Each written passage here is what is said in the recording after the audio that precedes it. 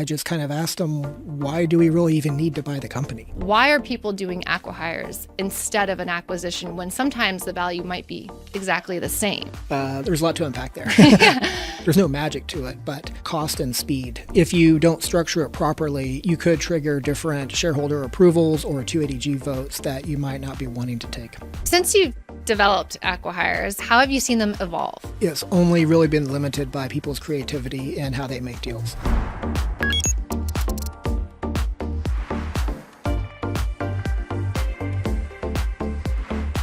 Hello, and welcome to the LathamTECH Podcast, where we survey the latest trends in the world of tech and explore their impacts on your company, both the opportunities and the risks. I'm Tessa Bernhardt, a partner in Latham's M&A and private equity practice in the Bay Area. And joining me today is my fellow partner, Greg Roussel. Greg helps acquihires build long-term value through strategic transactions. Welcome, Greg. Thank you for having me. In this episode, we're diving into acquihires. This transaction model has been around for many years and is gaining increased attention given recent high-profile ones we've seen in the Bay Area. So when I started my M&A practice, I started in a more East Coast M&A practice. And I moved here in 2018, and I had heard of acquihires, but I'd never seen one beyond, Silicon Valley, the TV show. And I remember doing my first one with you, and I was actually really surprised by kind of the documentation and what went into it. It was very different than what I expected. And I think, in the media, they're kind of described very liberally in a way that I think is a little confusing to understand exactly what goes into an acquihire. And I think that also translates into our relationships with clients who come in and say, I really like this team. I want to do an acquihire.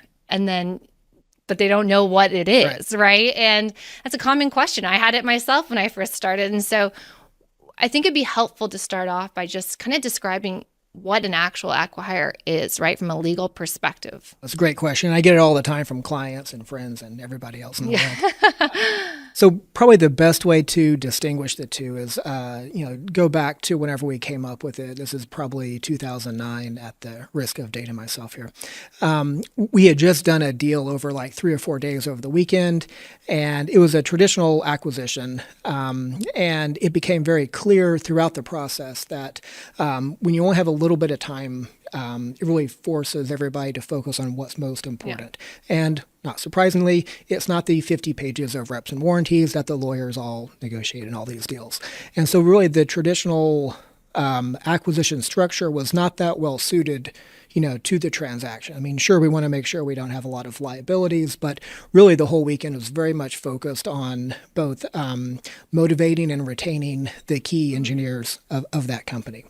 And then coincidentally, the next weekend, same client gives us a call. Hey, we have another deal. We want to do it just like the last one. And it turns out that this deal, the company was even less relevant going forward. I don't think they even had a product yet. I think they were going to go out of business pretty soon, or was running out of money. And it was really about bringing over the team. And so I just kind of asked them, why do we really even need to buy the company? Yeah. Like, we can still get money to the shareholders, we can still hire the team, and we can avoid liabilities. But we don't have to take on that corporate entity, or we don't actually have to buy the assets if you don't want them. Yeah. And so that was how we came up with the release and waiver structure. And so that's kind of how I would distinguish the two. And so if you're actually buying the entire company, even if it does, involve motivating the team and having different, employment packages and things like that, that's still more of a traditional acquisition.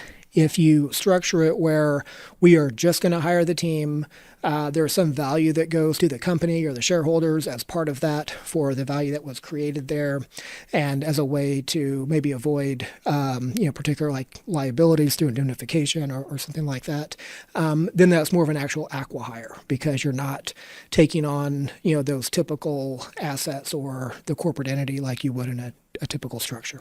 I think that's a really helpful explanation, right? You have kind of these two typical kind of structures. You have the Acquihire, which is really about the employees. It's a release and waiver document. It's a very short document, right? It's not focused on, lots of reps and warranties. It doesn't have long indemnity. It's just a very specific. And typically, right, there's also kind of a plan of liquidation or something attached to it with respect to the remaining company, right? And then you have, on the other hand, kind of your acquisition, which doesn't mean you don't care about the employees, right? Many of our clients really care about the employees in an acquisition, and retention is a key piece. But then they also care about the business. And so they want all the reps, they want all the liabilities, they want covenants, right? And so I think that's the key. Is I think some people think, acquihires is any deal where you care about the employees. And I think that's a little bit broader than the reality. I think a lot of our clients care about employees, regardless if it's an acquihire or a full acquisition. I think an acquihire is just, you really only care about the employees, and then just protecting yourself on the back end, like you said, with respect to kind of certain liabilities. I think over the years, I've seen just such a wide kind of example of what ends up happening to the companies where you do these acquihires. What is the typical, what is happening to these companies after an acquihire takes place there? Once these employees leave, what are you seeing happening to these companies? That's a great question. And we've seen that just proliferate over time, because initially the scenario we saw was, like I mentioned before, where the company was maybe going to go under and the team wanted a soft landing. And it turns out, they're really smart and had worked together really well. And so there was value created there, even if it wasn't what was, owned by the company. And so by just hiring the team, you didn't really need the company to stick around much longer. And so a lot of times they would just be wound down. Maybe they would, sell off a few assets if there was value there. As we're seeing over time, that model has changed a little bit, because there's all kind of different scenarios in the current environment where maybe there is a lot of value to that company. And a lot of times it's just they didn't quite need, that particular, team of engineers. And it was a great way for the company to realize value, either, by way of future financing or, some kind of other commercial agreement with the buyer. Mm-hmm. And so there's really a lot of things that can happen to a company, after a group of people leave in exchange for some kind of payment. Yeah, I mean, that's interesting. I think it hits on a question that I get a lot. I'm sure you get this question a lot too, is I'll have a client who wants to do an acquihire and they're like, well, what do I pay the remaining company? And you're like, well, it really depends. I see kind of this number ranges so widely. I've seen $1,000 acquihires to, millions of dollars. And then in the news, you're seeing, billions of dollars in acquihires. And so various factors go into that, right? And the number of employees, what does the business look like at the end? Like, what are you leaving behind, right? What does the license look like that you're going to receive as part of the release and waiver? I think there's a lot of different factors that go into that. But because we're seeing values for acquihires that start to approach what an acquisition value is, why are people doing acquihires instead of an acquisition when sometimes the value might be exactly the same, right? It's not necessarily cheaper. Why is that?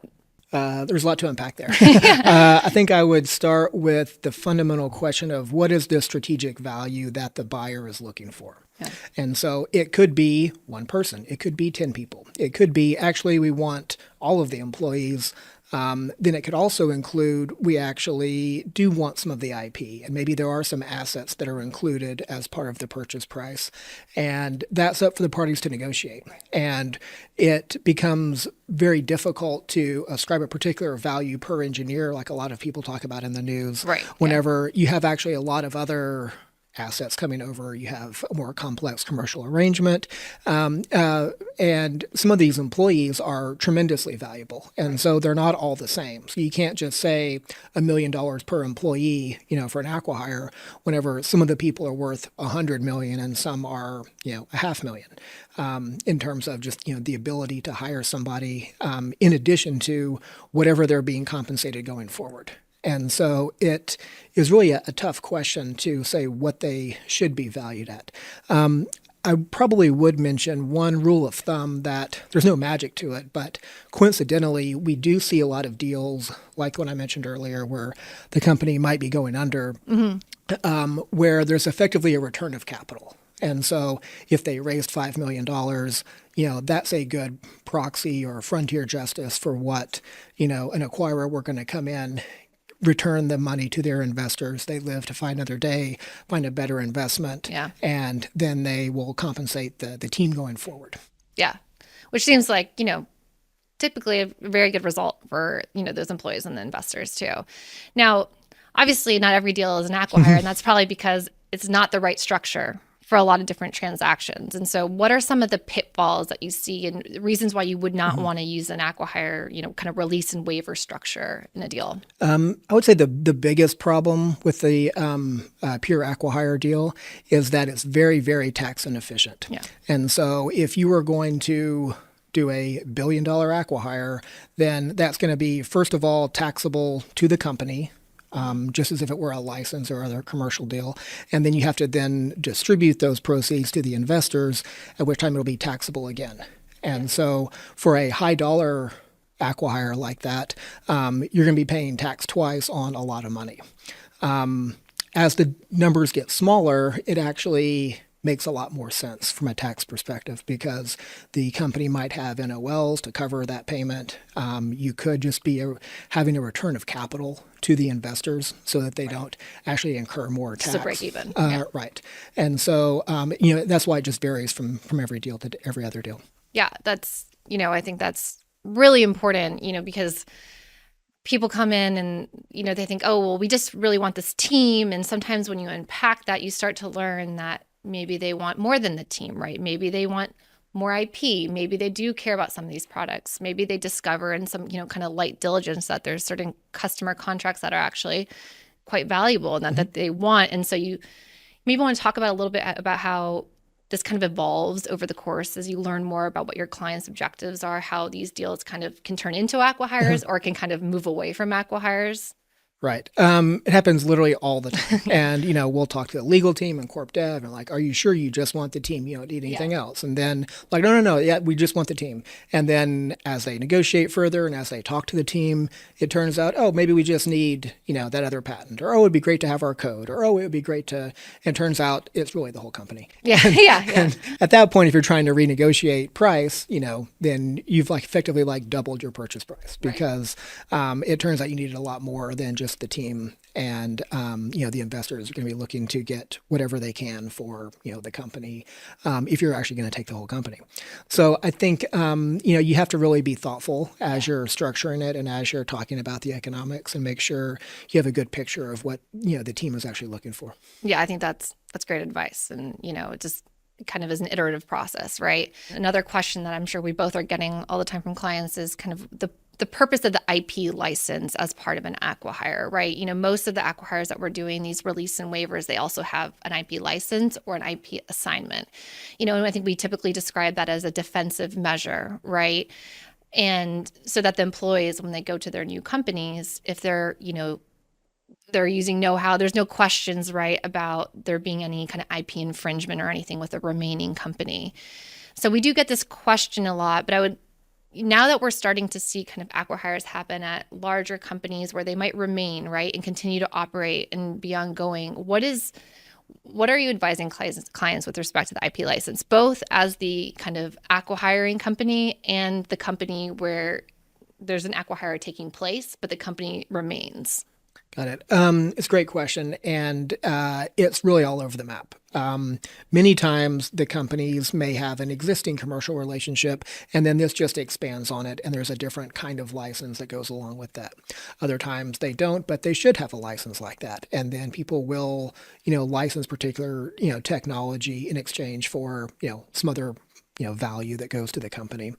I think sometimes whenever the company's maybe going to be shut down or the board will be looking to sell off different assets, what you would want to avoid is a situation where you hire a bunch of really smart people in a very, niche area, and then all of a sudden your biggest competitor buys up the rest of the company, including all the IP, and then they come after you because those employees are using the know-how, or they have some kind of trade secret claim or something like this that would prevent them from being able to do what you wanted them to do.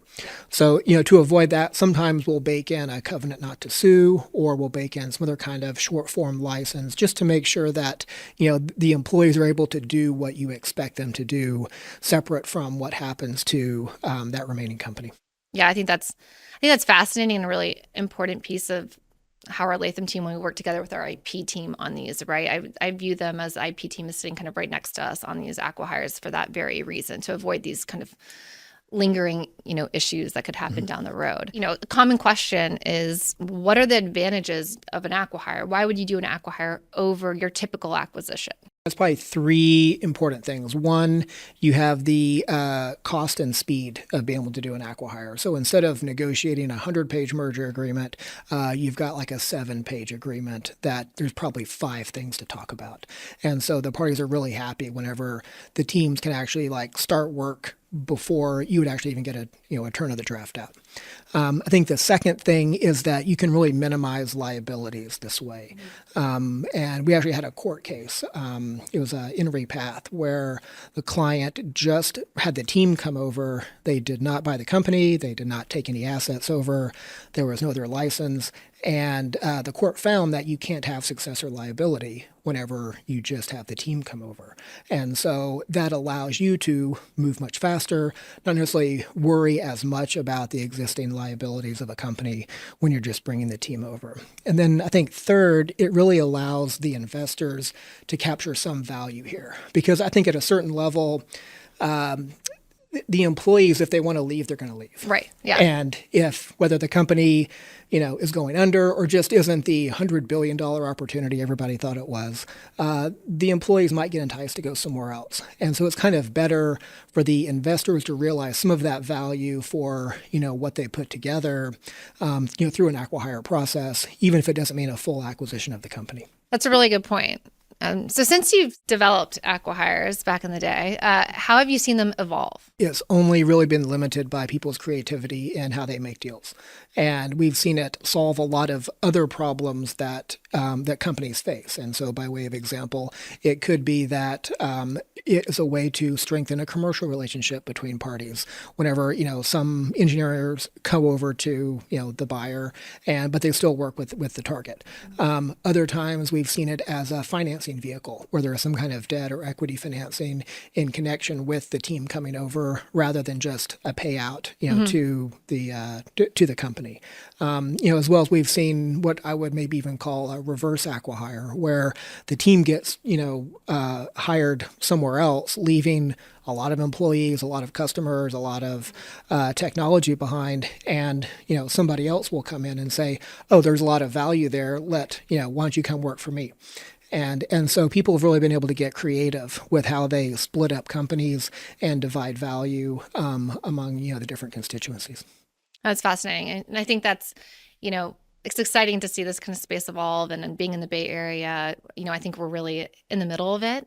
So it's been great learning from you and working with you on these. And I'm excited to see how acquihires continue to develop and, shape the ecosystem here in the Bay Area. It was great having you, Greg. Thanks for joining us. Thank you for having me. And thank you for joining as well. We'll see you next time.